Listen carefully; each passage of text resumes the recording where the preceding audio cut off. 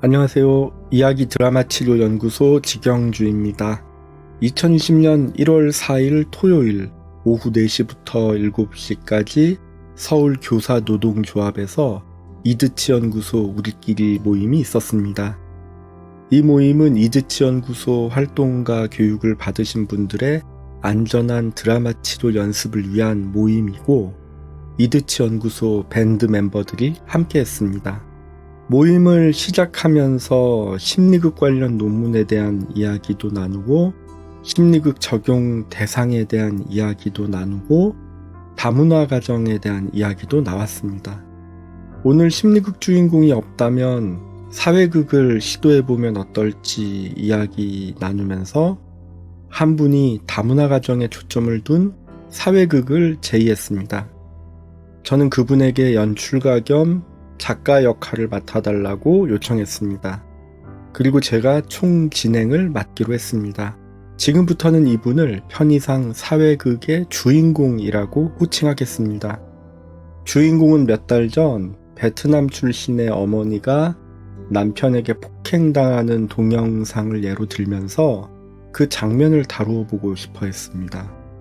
순간 그런 일이 있었음을 처음 아신 분도 계셨고, 어머니 역할을 맡게 되신 분은 그 동영상을 본 적이 없다면서 급히 스마트폰으로 찾아보기도 했습니다. 전 이것이 바로 사회극이 불러일으킬 수 있는 파급 효과의 시작인 것 같다라는 의견을 제시했습니다. 저는 주인공에게 장소와 상황 설정을 부탁했습니다. 주인공은 동영상의 그 상황을 첫 번째 장면으로 설정하고 싶다고 했습니다. 첫 번째 장면은 가정폭력에 초점을 두고 3가지 세부 장면으로 진행되었습니다.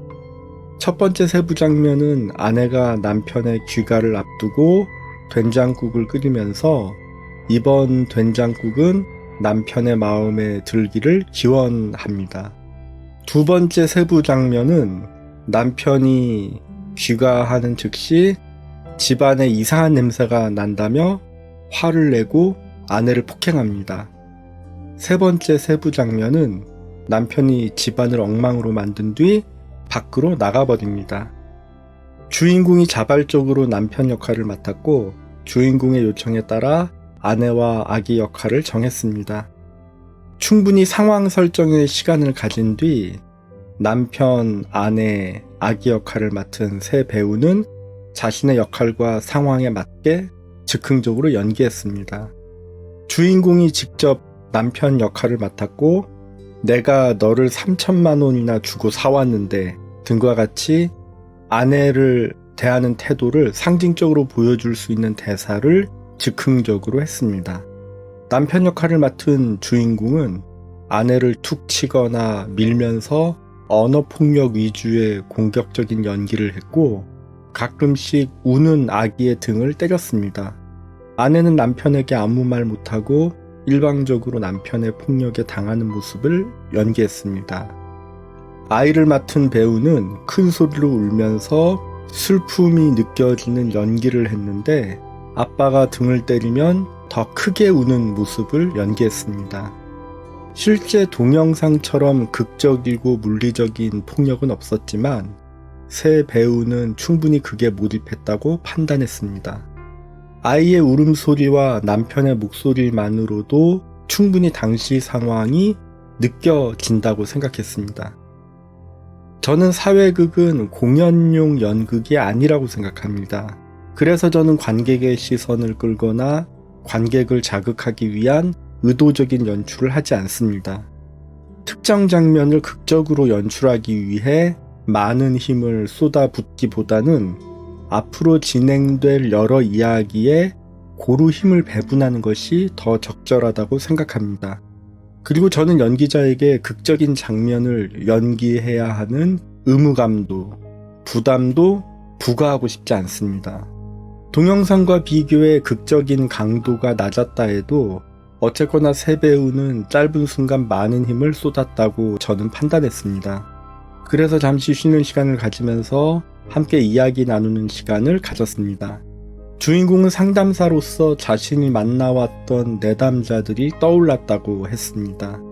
특히 3천만 원이라는 표현은 실제로 상담 현장에서 들었던 말이라고 설명해 주셨습니다. 다른 참가자분 중에서도 다문화 가정을 만났던 이야기, 그리고 가정폭력 내담자들을 만난 이야기 등으로 잠시 함께 이야기 나누는 시간을 가졌고, 저는 주인공에게 다음 장면을 요청했습니다. 두 번째 장면은 상담사에 초점을 두고 두 가지 세부 장면으로 진행되었습니다. 첫 번째 세부 장면은 상담사가 가정폭력 피해자를 쉼터에서 만나 이야기 나눕니다. 두 번째 세부 장면은 상담사가 가정폭력 가해자를 구치소에서 만나 이야기 나눕니다. 첫 번째 세부 장면에서는 관객 중에 한 분이 자발적으로 상담사 역할을 맡아주셨습니다. 진행 도중 저는 주인공에게 피해자 역할을 부탁드렸고, 역할 바꾸기를 통해 주인공이 직접 피해자와 상담사의 주요 대사를 하도록 진행했습니다. 두 번째 세부 장면에서는 마침 저희 연습 장소의 내부 공간에 유리벽이 있는 것을 활용해서 마치 감옥에서 유리벽을 마주보고 이야기하는 듯한 물리적인 환경을 만들어 보았습니다. 주인공은 스스로 가해자 역할을 다시 맡았고 뻔뻔한 모습을 연기했습니다. 저는 주인공에게 상담사 역할을 부탁했고, 관객 중 한 분을 초대해 좀 더 뻔뻔한 남편 역할을 연기하도록 부탁했습니다. 가해자는 좀 더 뻔뻔한 모습을 연기했고, 주인공은 상담사로서 차분하게 가해자를 대했습니다. 저는 상담사 뒤에 분신을 추가하면 좋겠다는 생각이 들었습니다. 그래서 주인공에게 분신을 추가하고 싶다는 의견과 함께 만약 주인공의 마음을 대신 표현해줄 분신이 뒤에 서 있다면 어떤 말을 할지 물어보았습니다. 주인공은 피상적으로는 가해자에게 차분한 태도를 취하겠지만 마음속으로는 가해자에 대한 반감을 표현할 것 같다고 말했습니다. 아까 상담사 역할을 맡아주신 분께 분신 역할을 부탁했고, 분신은 가해자를 향한 반감을 표현했습니다. 진행 도중 관객들이 분신으로 함께하는 것도 괜찮겠다는 판단이 들어서 관객들에게 상담사 뒤에 서서 상담사의 분신 역할을 맡아 가해자에게 하고 싶은 말을 하도록 진행했습니다. 나중에는 주인공도 상담사의 분신이 되도록 부탁했습니다. 세 번째 장면은 제가 주인공에게 제의했습니다. 이미 피해자는 가해자와 다시 함께 살기를 원했기 때문에 만약 가해자와 피해자가 다시 가정을 이루어 살게 된다면 이 가족을 위해 무엇이 필요할지 의견을 구했습니다. 주인공은 마을 사람들이 이 가족의 주위에 있으면서 언제든지 개입할 수 있으면 좋겠다고 의견을 제시했습니다. 그리고 가정폭력의 가해자였던 남편이 좀 더 성실한 삶을 살기 위해 노력하면 좋겠다고 말했습니다. 그래서 저는 두 가지 세부 장면을 구상해 연출해 보았습니다.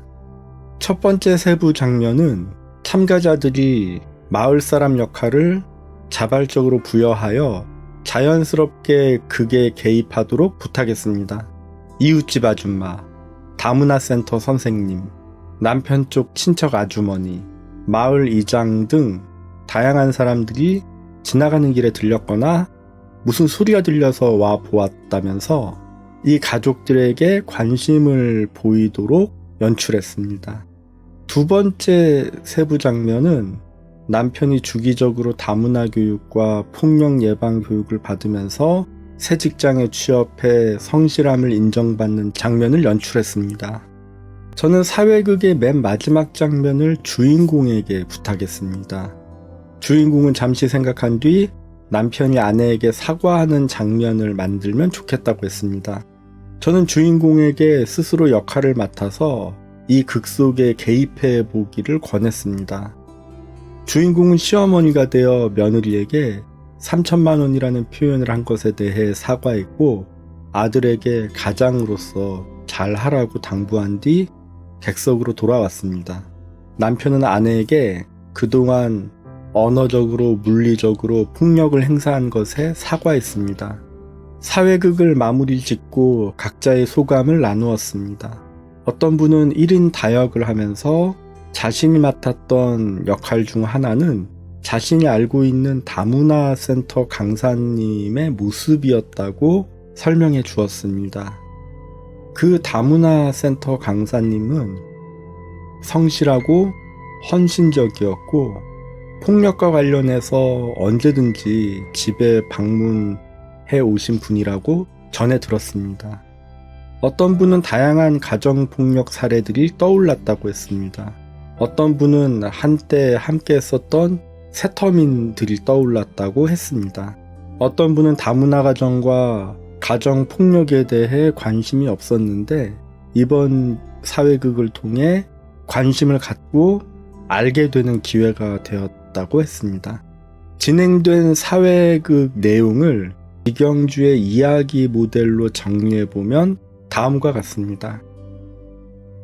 이상 2020년 1월 4일 토요일에 있었던 이드치 연구소 우리끼리 모임 사회극 소개였습니다.